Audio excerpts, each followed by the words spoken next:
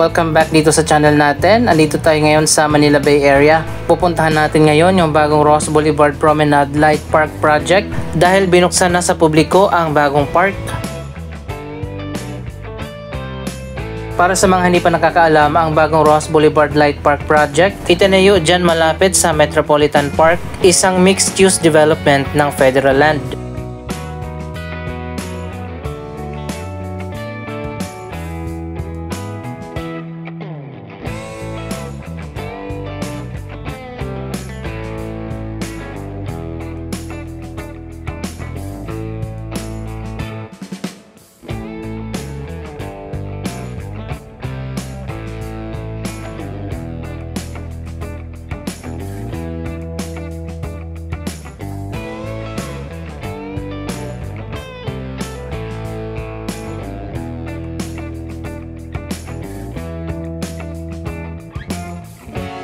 Ito ang Libertad Channel na labasan ng mga drainage system papunta sa Manila Bay. May sewage treatment plant din dito.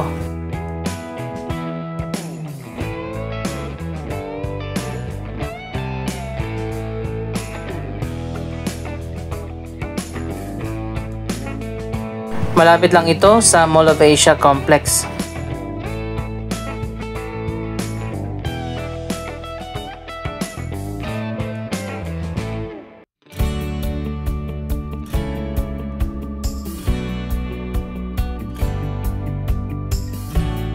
So ayun guys, nandito na tayo sa Ross Boulevard. Kasalukuyan na palang inaayos yung mga sidewalk along Ross Boulevard mismo.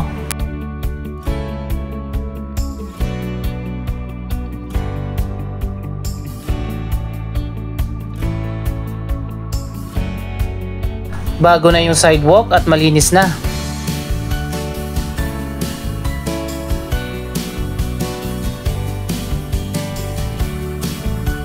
Dito sa may Petron, yung pinakadulo ng Promenade Park Project, dito inilagay yung parang mga mini booth.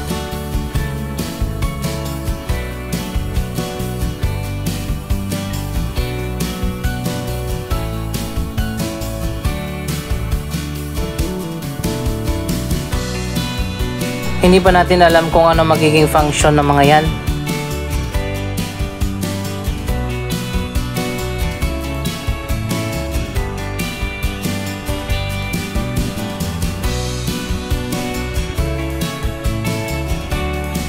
So ito na nga, after ng ilang buwan, finally open na sa public ang bagong Ross Boulevard Light Park Promenade Project.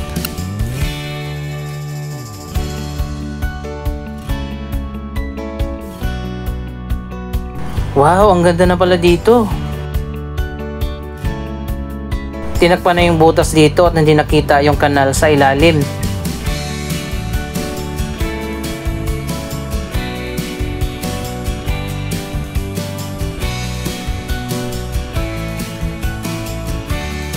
At meron nang ramp dito para daanan ng mga tao.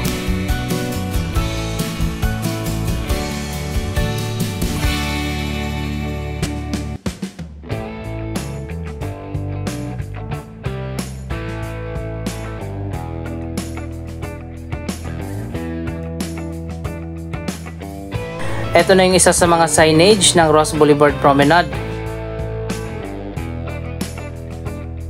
Natapos na rin yung ginawang landscaping dito. Iba't ibang pailaw ang makikita natin dito, kaya tinawag ito na Light Park.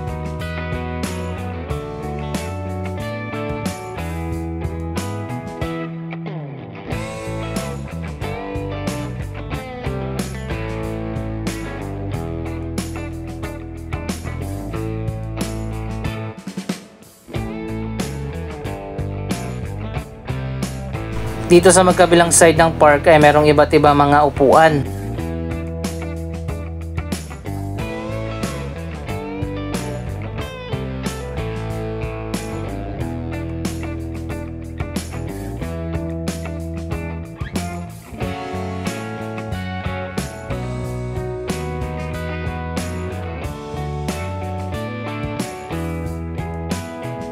Iba't ibang disenyo ng pailaw ang inilagay dito. Ang ganda siguro nito sa gabi kapag umiilaw na.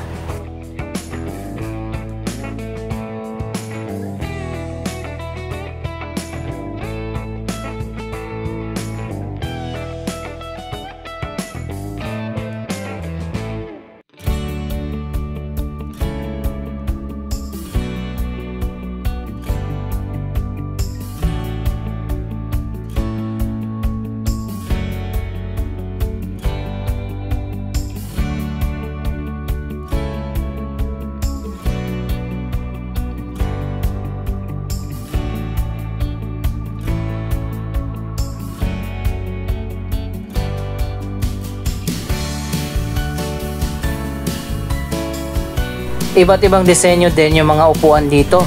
Meron pahaba na upuan at meron ding pabilog.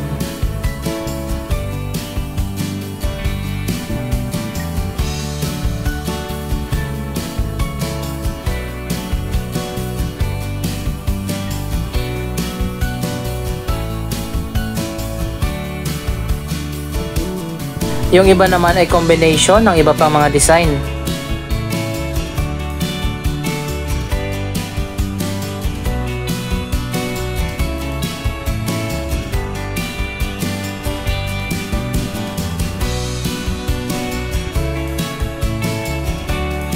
Masarap maglakad dito, komportable sa paa, parang rubber kasi itong nilalakaran natin.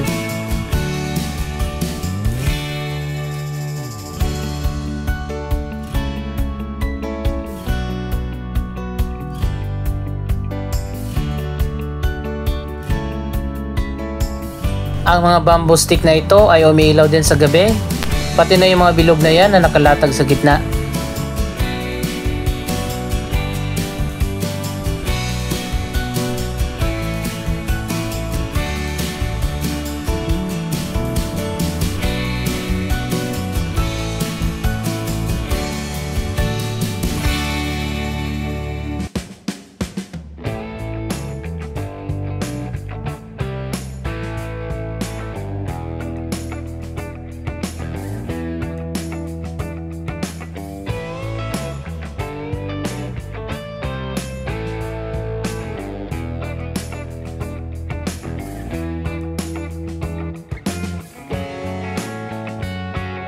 Napakaganda na dito sa bagong Ross Boulevard Promenade. I suggest kung pupunta kayo dito, sa gabi kayo pumunta para makita nyo yung mga pailaw.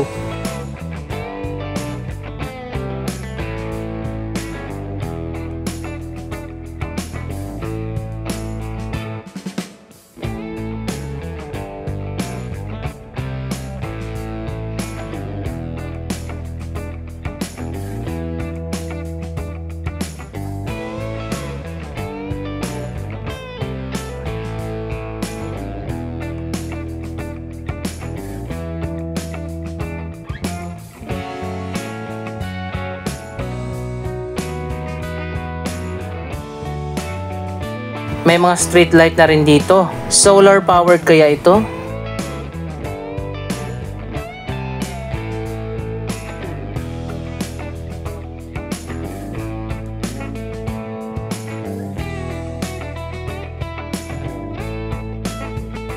Pati yata dito umiilaw din yan.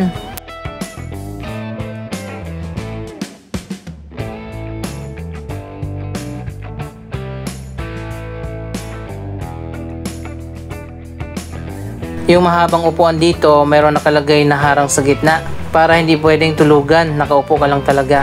Hostile architecture design ang tawag dyan.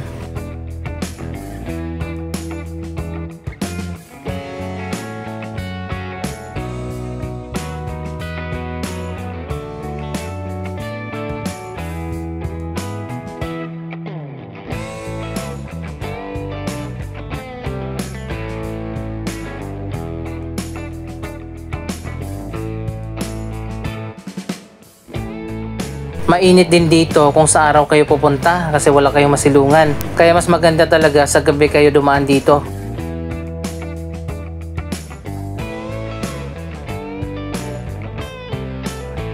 Naalala nyo ba yung crop circle phenomenon? Yun yata ang peg nila dito sa design ng mga pailaw na nasa ground.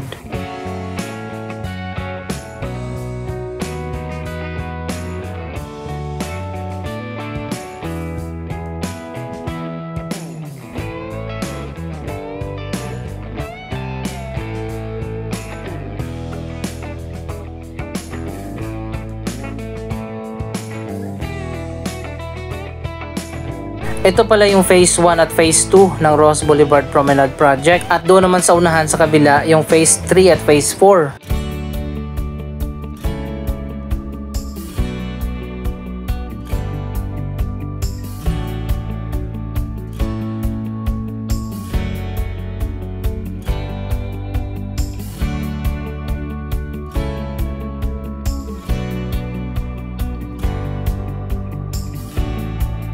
Dito sa dulo meron din mga pailaw na parang dandelion yung design, katulad nung kanina na dinaanan natin.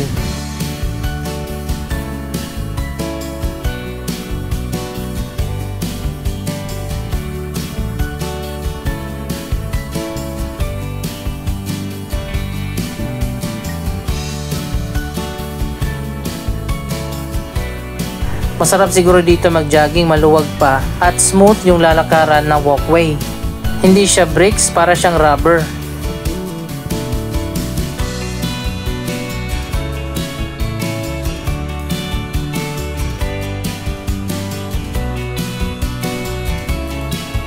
Finally, may bago na namang park dito sa Metro Manila at unti-unti na nag-i-improve ang design ng mga park natin.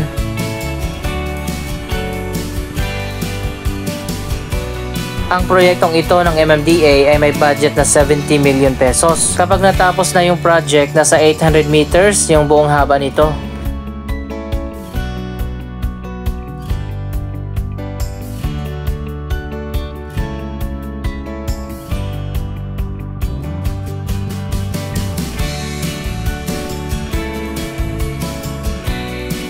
Ito ang signage dito sa kabilang dulo.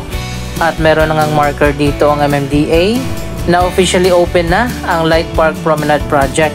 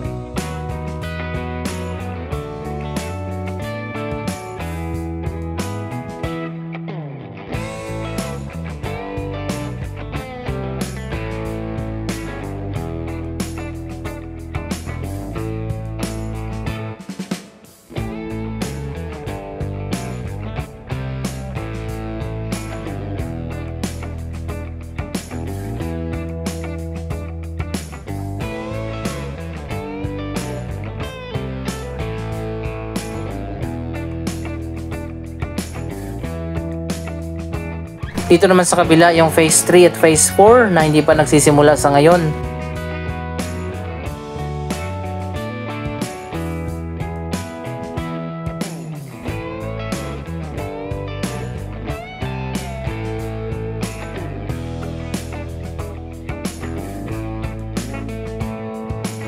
Mahaba din yung segment na to mula dito sa kalagitnaan ng Metro Park hanggang doon sa may EDSA extension. Magkakaroon pa dito ng pet park, football field, wellness areas at marami pang iba. So ayan guys, kung gusto nyo pumunta, bukas sila hanggang sa gabi. Doon muna kayo pumunta sa Libertad area ng Roxas Boulevard Promenade na natapos na.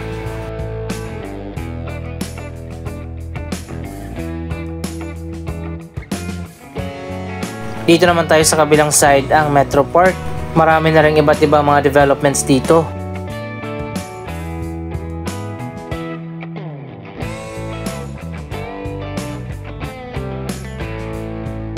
May mga residential condominium na at meron ng shopping mall. Bukas na pala yung ibang mga restaurant dito.